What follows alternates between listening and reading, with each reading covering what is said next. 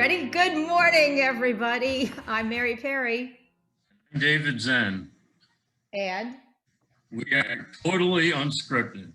I mean, faithful viewers, we are totally unscripted this morning. I mean, we don't have a We are discombobulated and unscripted. We're here. We were trying to rename, and that was hard enough. So it's just going to be one of those days. But Dave, guess what? We do have a special guest today. Yes, that's what I understand. I understand Gab has been working overtime. Absolutely. Really getting some good bookings. And I know you were traveling to our Florida studio. The budget on this show, by the way, is extraordinary. It's getting taxed, but it is getting taxed. And I just want to tell you before we talk about our guest is that in-depth reporting you did on the bunny and the duck on your walk. That was riveting. Yeah. I'm glad you enjoyed it. I forgot the third animal that was on your walk. And I think there are a couple birds and ducks. I didn't put a picture of the egret standing next to the "Do not feed the alligator" sign as he was standing in the water. So I hope he doesn't have that egret doesn't have any regrets. That was a softball. Yeah, but that in-depth, it was the reporting from South Florida was incredibly riveting. So I just want to say thank you for always being on the case and providing those updates on the coffee situation. And I'll tell you what, it is hot down there. How hot is it? It's so hot in Florida that people gather around fires to cool down. We did not plan that either, by the way. We're unscripted. We're unscripted. Oh my gosh. How else was your trip? Any other news from your trip? It was good. Accomplished what we needed to. Good. Excellent. We're Floridas and we're sunbathers in Florida go to avoid getting burns. Where? The Panhandle. The Panhandle. Oh, nice one. Nice one. Nice one. I'll tell you one more Florida. This is supposedly a true story. Okay. All right. This is a yogiism. Okay. Okay. So one year, Yogi was down in, I think it was St. Petersburg. Yep. He was the manager of the Mets, and they had spring training there. Yep. And he decided to go out for dinner one night. So he put on a nice kind of flowery, Hawaiian kind of shirt, real loose shirt. Right. So he's walking down the street, and two old ladies walk by him and recognize him. And they say, "Why, my Mr. Barrett, you look mighty cool tonight." And he goes, "Well, you don't look so hot yourself."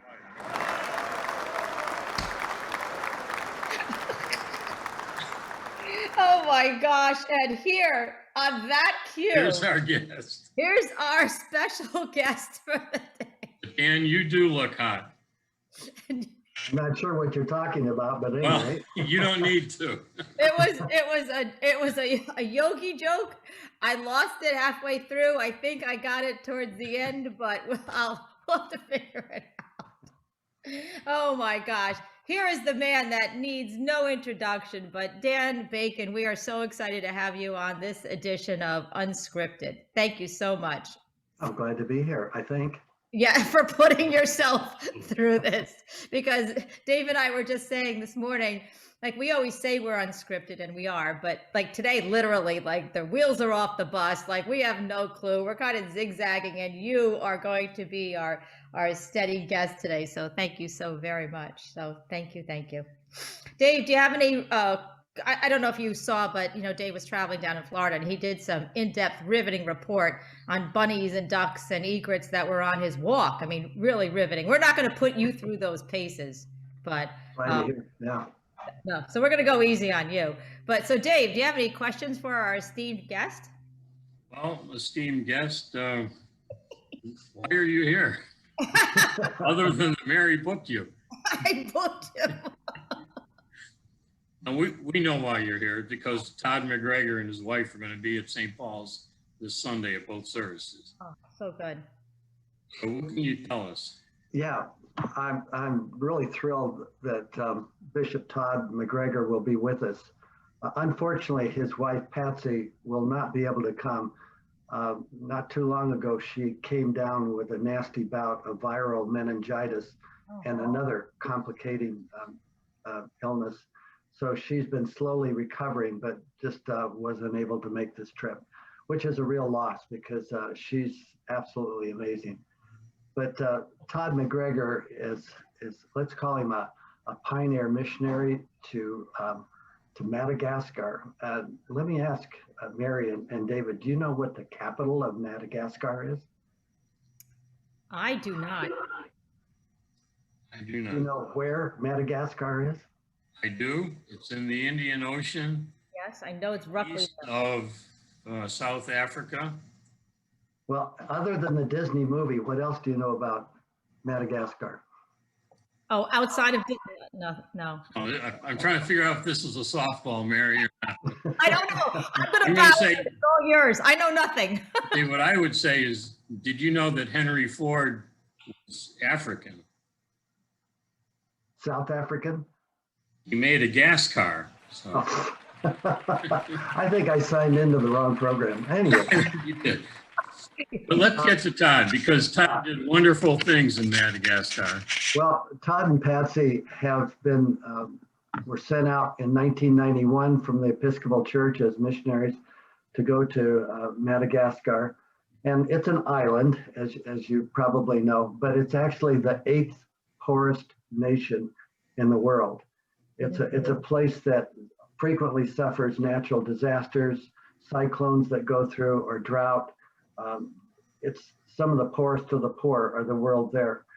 But at the same time, God has done some wonderful things in Madagascar, and particularly through Todd and Patsy McGregor's ministry. Anyway, they went in 1991 for the first time. They were in the capital city of Antananarivo. I'm not sure I said that right, but at any rate. And so they were in that capital city for about 10 years, working with the church that was there. But then because of the children's, they have 2 daughters, because of their kids' educational needs, they went to Kenya for about 4 years, and the kids were at Rift Valley Academy, which is a school primarily for missionary kids and others in Kenya. But while there, Todd was involved with outreach to some of the unreached peoples in North Kenya, was in some very difficult, dangerous situations frequently. Anyway, after 4 years, they came back to Madagascar, and in early, I think it was about 2002, they went down to the southwest part of Madagascar to a place called Tuliar. And he was made a missionary bishop to start the work there. When he arrived, there were sort of 11 small little grass hut churches and maybe 300 believers throughout this wide area. And by the grace of God, with their focus on evangelism and training and education and community development, they saw that church flourish and grow. So today there's over 300 churches with maybe 10,000 believers.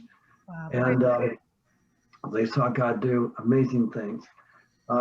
They have a very balanced outreach, both in terms of sharing the good news of Christ. They train evangelists and send them out to start new churches, but also they're involved in education and then community development. They've started a number of key projects, especially for women who form a lot of the underclass and sadly in Madagascar.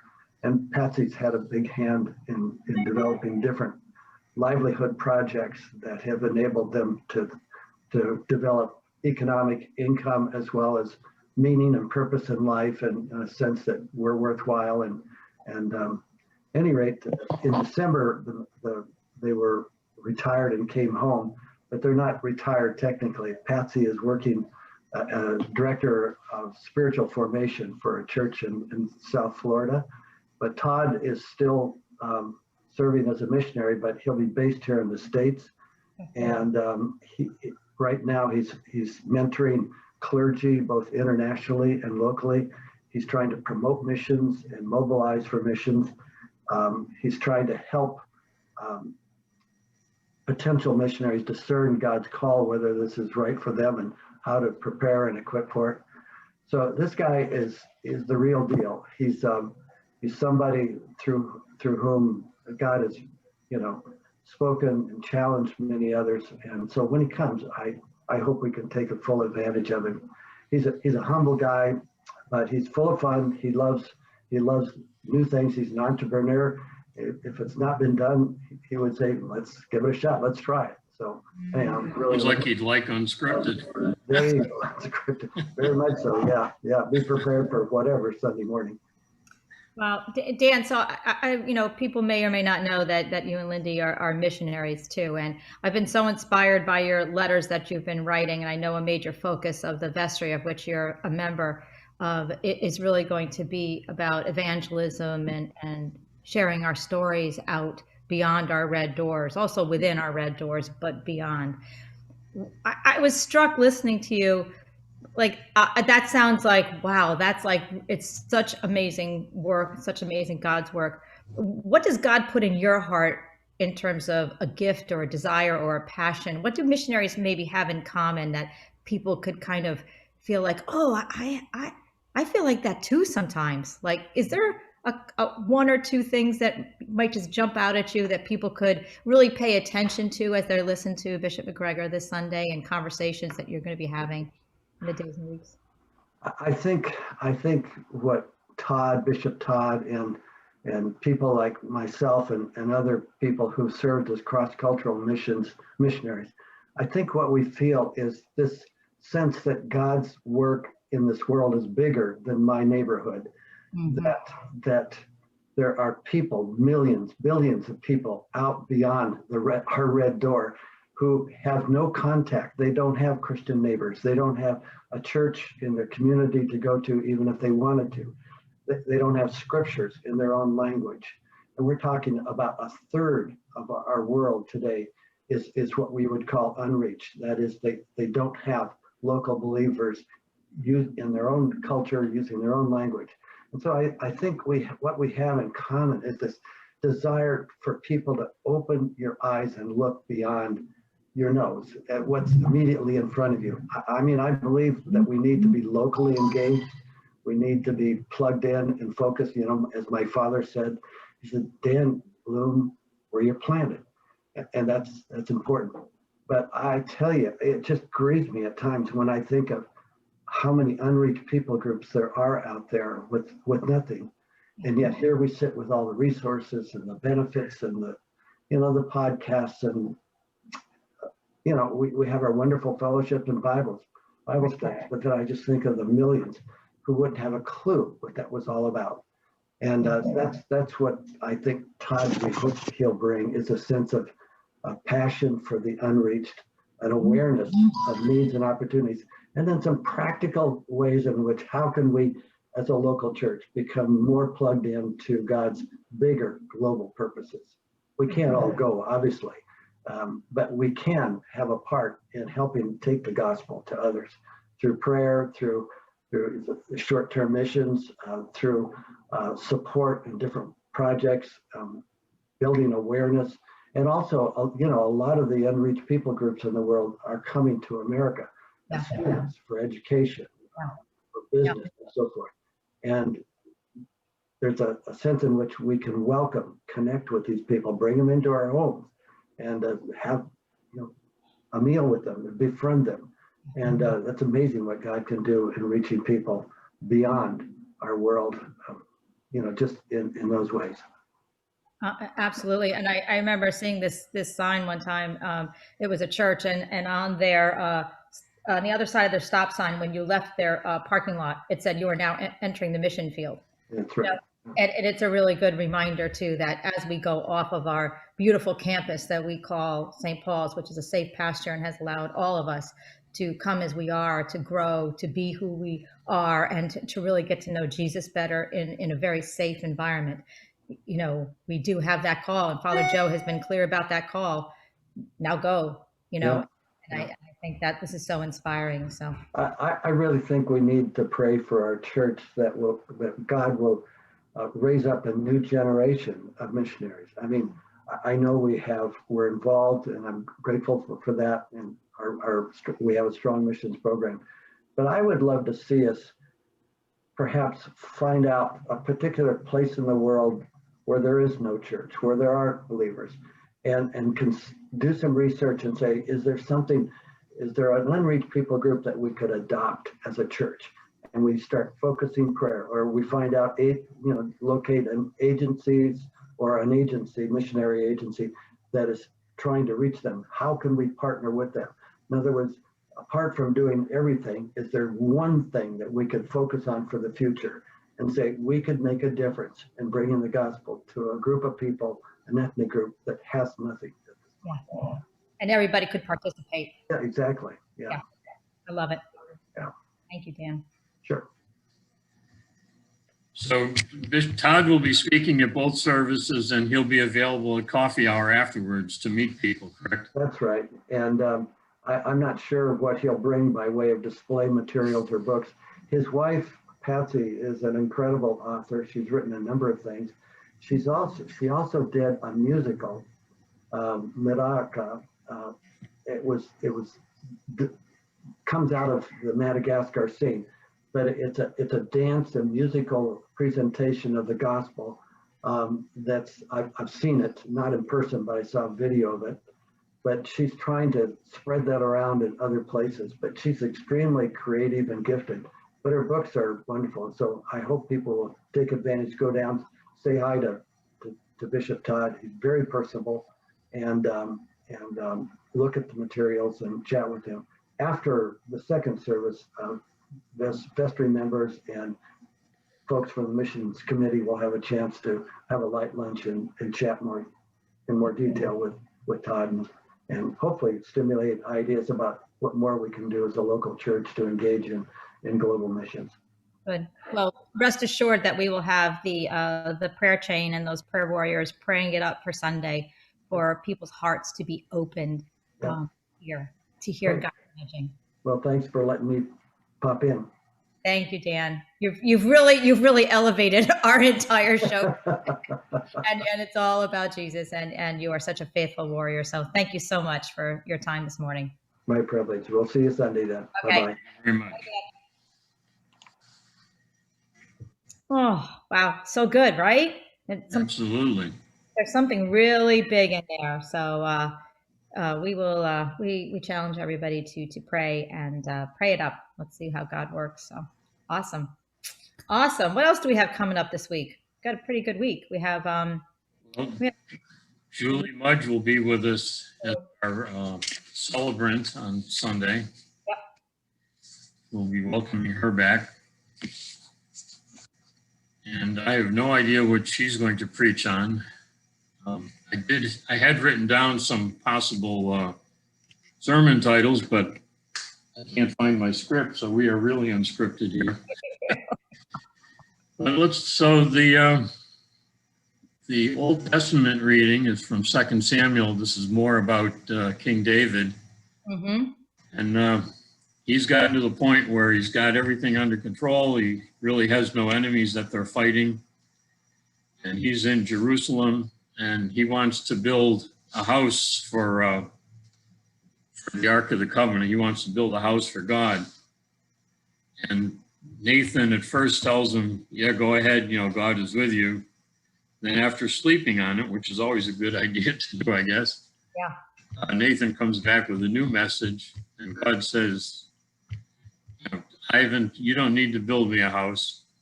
And as you get down to the end of the reading, it's very interesting because God says, I will build you a house. Build a house for my name, God talking, and I will establish the throne of his kingdom forever. So God is going to take care of David. David's not going to take care of God. Yeah. Yep. Wow. That is really good. So that would be a fun sermon right there. That would. In the gospel, the apostles have come back from going out on their little mission trip that Jesus had sent them on, and they're all kind of bragging about all the good things they had done. Jesus says, well, you need to go away to a deserted place and rest. Wow. Wow. And that's really kind of that holy Sabbath. Yes. That's one of the commandments. So I think I'll leave it there. Yeah. Yeah, that's really good. That's really good. And how did we do with Father Jim's sermon title? I think we Well, I think we nailed it because nailed it, right? Because we named it after the hymn that he asked for. I keep from singing. I know. I'd say we were very astute in nailing that one. Yes. Very good. We're getting really good at this.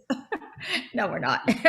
We keep trying every week. We keep telling ourselves we are. Telling ourselves we are. Well, it's going to be an absolutely amazing week, and so looking forward to Sunday and all that God has for us all. So the men's Bible study is meeting in Crocker Hall tomorrow morning. Not the men's Bible study, the men's prayer breakfast. Prayer breakfast. From 8 until 9. Tomorrow at 11, we do have the memorial service for Ruth Barrett. Yep. Rose Barrett, what am I saying? And the men's Bible study met in Crocker Hall last week. Good. And they will meet again in Crocker Hall. They're back there for good. Excellent. And more groups will start moving in. I've heard your groups are looking at coming back into Crocker Hall in probably August.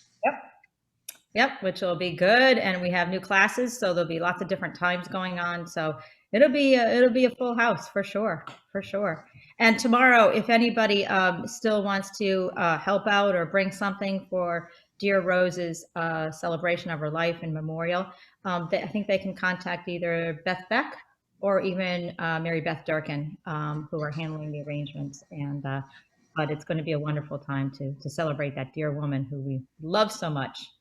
So that'll be great. Excellent. Well, God's at it again, right? Absolutely. Absolutely.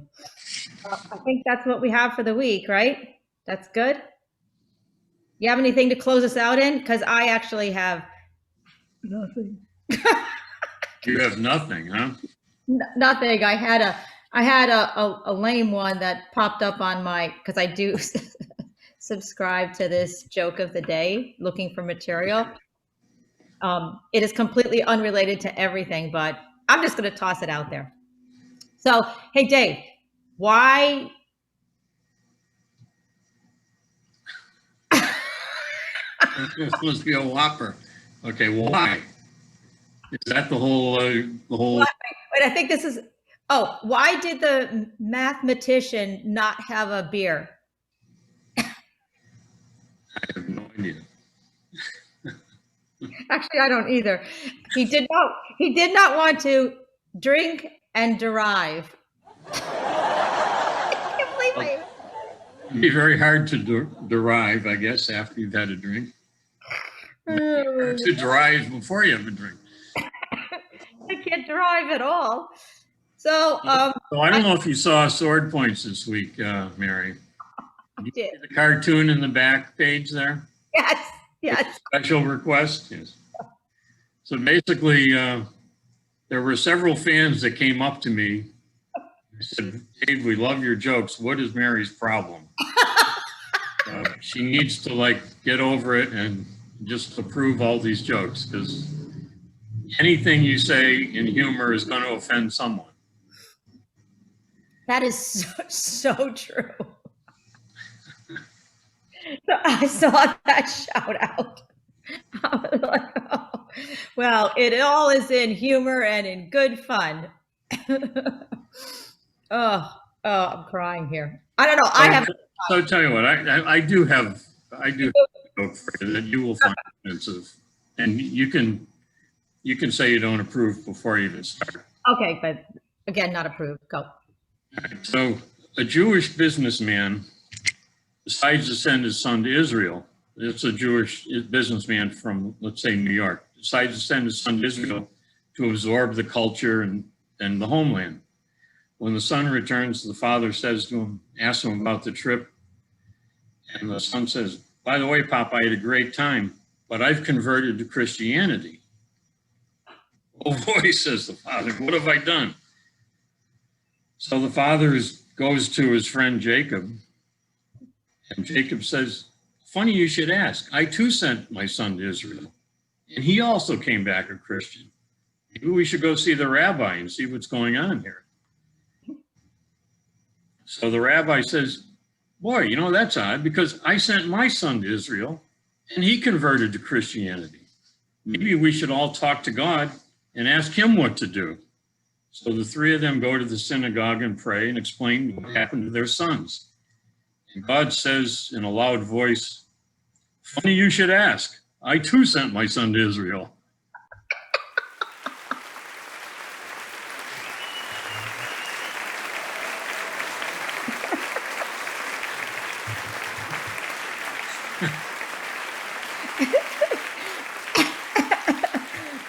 All right. I'm going to give it to you because the punchline included God. All right. So it's good. It's good. All right. So we'll see everyone on Sunday. Have a blessed weekend. We'll see you then. Bye. We'll try to be a little less unscripted. Very much so. More, whatever the case might be. I know. Bye, everybody. Bye.